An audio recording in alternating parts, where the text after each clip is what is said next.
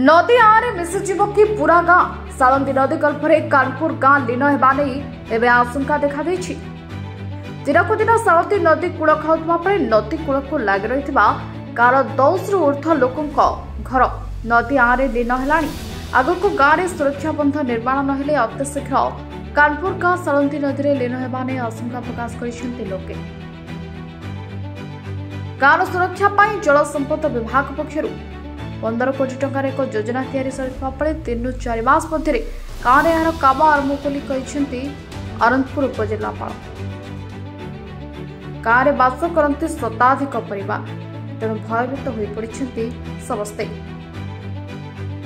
10 रु ऊर्ध्व लोकों घर नदी आरे लीन हो सारा। प्रसन्न कुमार बेहेरा कौन कहबो मो कानपुर बासिंदा अटे केउझर मोर जिला। मु एतिके अनुरोध करुची जे आमर ए जो बन्या जो होची जो पानी जो आसुची नदी पानी हैला नदी पानी एवं होची जो बाहर जो आम नदी पानी सहित जो रास्ता पानी गुड़ ड्रेनेजर व्यवस्था कौन ना जदि ड्रेनेज व्यवस्था ना आम प्रशासन को अनुरोध करूँ एवं चिठी भी करूँ एवं माननीय मुख्यमंत्री निजक गर्वित मन कर माननीय मुख्यमंत्री ए बाबद आम अवगत करूँ एवं अनुरोध करूँ जे यार विहित प्रतिकार किसी करूँ। आमर जेना साई ठारू आमर बेहेरा साई पर्यंत टोटाल एंटायर जी क्षति होती आम कानपुर ग्राम में से कौन क्षति है नहीं। कानपुर ग्रामवासी तरफ मुझे अनुरोध करुच्ची जे एंटायर ग्राम को तर्जमा करी प्रशासन को मुझे अनुरोध करुच्ची सी विहित प्रतिकार करूँ। 1999 मसीहा महाबात्या पर बदली जाइथिला सालंदी नदीर गतिपथ। यापर प्रतिवर्ष नदी कूल खाऊथिबारु भूस्खलन होई एभଳି परिस्थिति सृष्टि होछि। तेबे केबे एबर समाधान ग्रामवासी चाहि रहिछन्ति। दुलता बेहरा कौन है आज्ञा शोष पंचायत कानपुर ग्राम रे आमर जो नदीर सुओ पानी जाउची सेटारे क्षतिकारक होउची।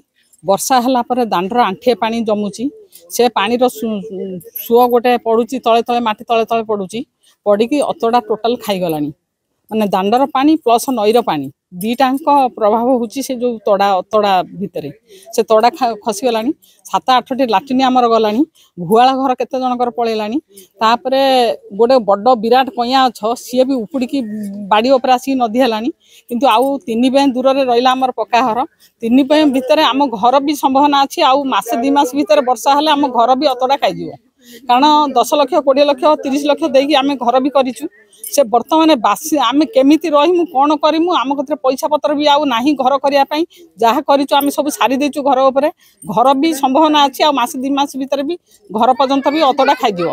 प्रशासन को आम जणाउचु जे प्रशासन या भीतर आमर किंतु प्रतिवाद आम करूचु जे प्रशासन को जे आमर तुरंत आमर पदक्षेप नियंतु।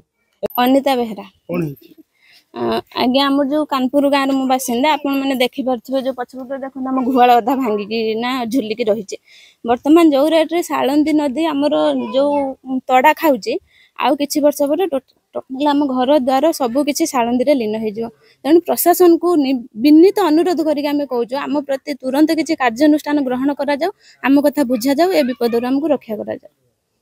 Anandpur report metro TV.